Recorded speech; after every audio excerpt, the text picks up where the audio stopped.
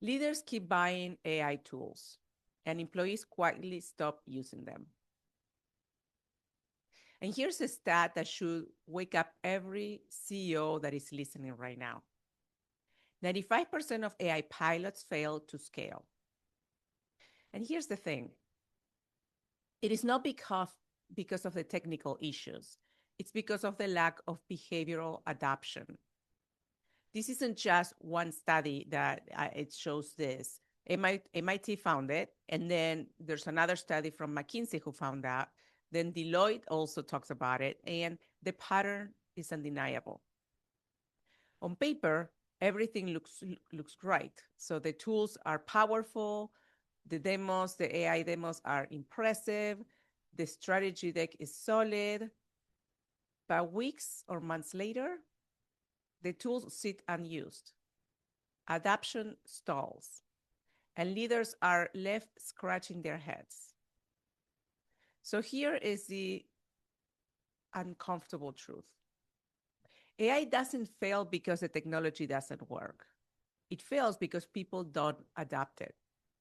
And adoption is not a technical problem, it is a human one. So today, I am going to unpack why this is happening, what is actually going on beneath the surface, and what you need to understand if you want AI to actually stick in your organization. So let's talk about where this really breaks down.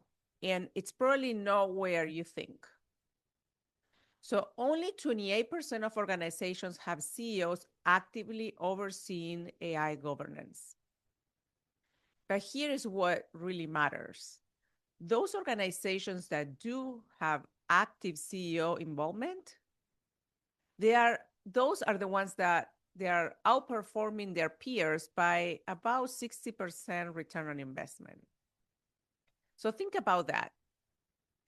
The difference between AI success and AI failure isn't just the AI tools that you use or the ones that you choose. It's whether leadership is actually in the trenches. And I can tell you from personal experience that you can't just delegate this and hope it'll work. When leaders roll up, their sleeves and actually build with their teams, they work with their teams, figuring things out together and stay involved, that is when transformation happens. But here's where it gets even more interesting. Let's talk about what's happening with your people. So 70% of employees globally are demanding greater workplace stability and reassurance due to the AI-driven change. You know what that really means? That means fear. That means concern, uncertainty. That's what your teams are feeling. And you can't solve fear with a chatbot. You can't just solve concern with another AI agent. You solve it with change management and leadership. This is where your role as a CEO, as a team lead, as a leader in your organization is going to make a difference here in 2026. Now, before you think this is all doom and gloom, here's where it gets hopeful. Companies investing in trust, culture, and training achieve 2 times faster adoption rates and 3 times higher sustained productivity after rollout. Did you catch that word? Sustain. Not just initial uptake. It's sustained productivity. Because here's what actually is happening in most organizations. They deploy the AI tools. People try them, maybe once, maybe twice. They quietly start abandoning them, stop using them. So the tools become shelfware, basically. And everyone pretends they are AI enabled, but nothing actually changes. And this is the difference between a rollout and integration. Most leaders think adoption looks like resistance, but what they are seeing isn't that is resistance, it's hesitation from the teams. People aren't refusing to use AI per se. They are uncertain about it. And that uncertainty at scale looks exactly like resistance. So let's get real about where your workforce actually is right now. What is it that they're feeling? What's happening? 71% of leaders say their workforces are not ready to successfully leverage AI. But what does ready even mean? This isn't about, prompt engineering skills. This isn't about just the technical training of it.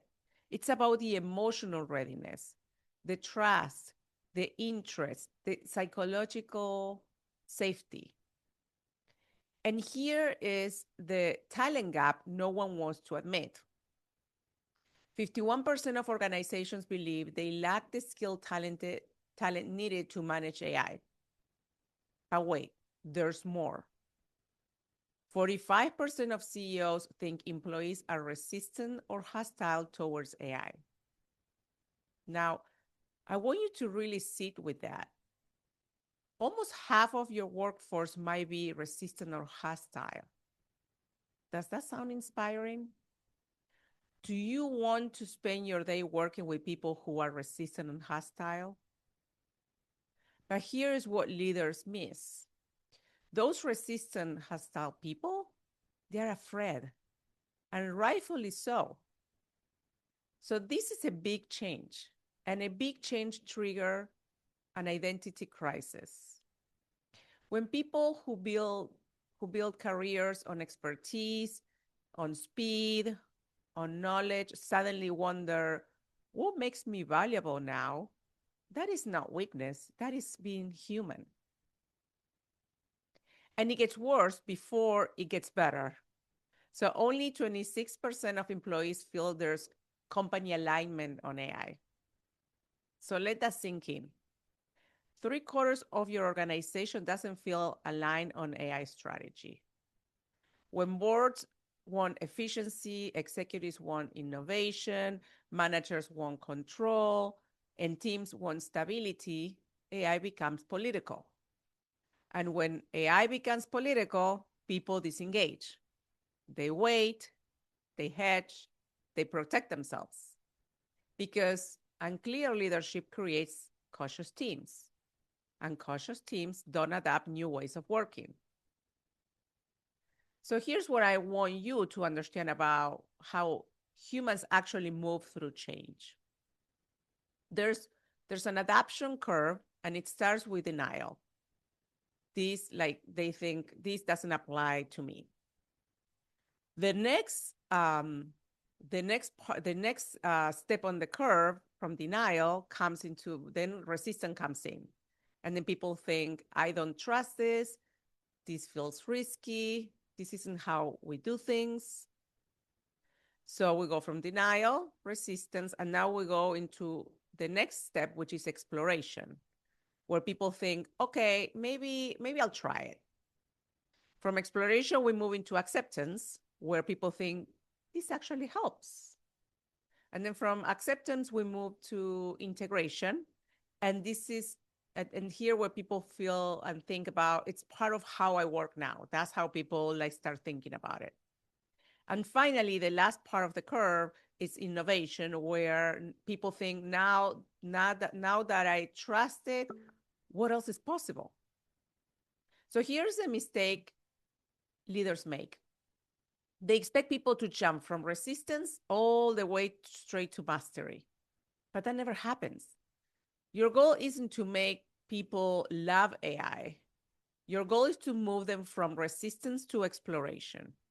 If you can do that, if you can help people feel safe enough to explore, adaptations will follow naturally. So this is where most organizations completely misfire here. They see resistance and respond with more training, more tutorials, more documentation, more prompt libraries. But resistance isn't caused by the lack of information, because there's plenty of information out there. It is caused by the lack of safety, psychological safety. It's caused by a role clarity, trust in the leadership intent. If people don't understand why AI is being introduced and how it affects them personally, no amount of training will fix that. In fact, too much training too early can backfire. It signals you should already be comfortable with this. And people who aren't comfortable, they retreat even further. Not everyone is at the same level, right? So, what is it that works? Successful AI adoption looks like a tech rollout and more like leadership development. So, if you want a successful AI adoption, that will involve clear messaging about the intent, not just what, but why. Permission to experiment without judgment. Visible executive participation. So we want the executives to be part of it. We want the leaders using AI publicly, modeling curiosity. You want the leaders to show how they do things and they are feeling safe about using it and have a system, right, on how to use things. Also, honest conversations about fear and concerns. People need to have those conversations with leaders. And then share language around ethics, trust, and values. Okay? So these are the things that help for successful AI adoption, which is part of the leadership development that you need to think about. It treats AI not as a shortcut, but as a cultural shift. You really need to think about this as a leader. When leaders model curiosity instead of certainty, people follow. When leaders slow down to align humans first, speed shows up later. Adaption doesn't come from pressure, it comes from confidence. So you gotta drive that confidence to your teams. So let me ask you this. What questions are you asking in your organization right now? Are you asking, how do we get people to use AI? Or are you asking, how do we help people feel safe, relevant, and empowered using AI? Because when people feel those things, adoption takes care of itself. AI doesn't fail because it moved too fast. It fails because leadership doesn't slow down long enough to bring people with them. So if your AI tools are sitting unused right now, that is not failure. It is a signal that you need to pay attention, that something is not right. It's a signal that the human side of change needs attention. And the organizations that get this, the ones that invest in clarity, trust, and leadership, they won't just adapt AI. They will sustain it. Sustain is the word for this episode. So thanks for tuning in. I will see you in the next episode, and think about how AI is impacting your business today and how you might need to be thinking differently with your teams. See you next time.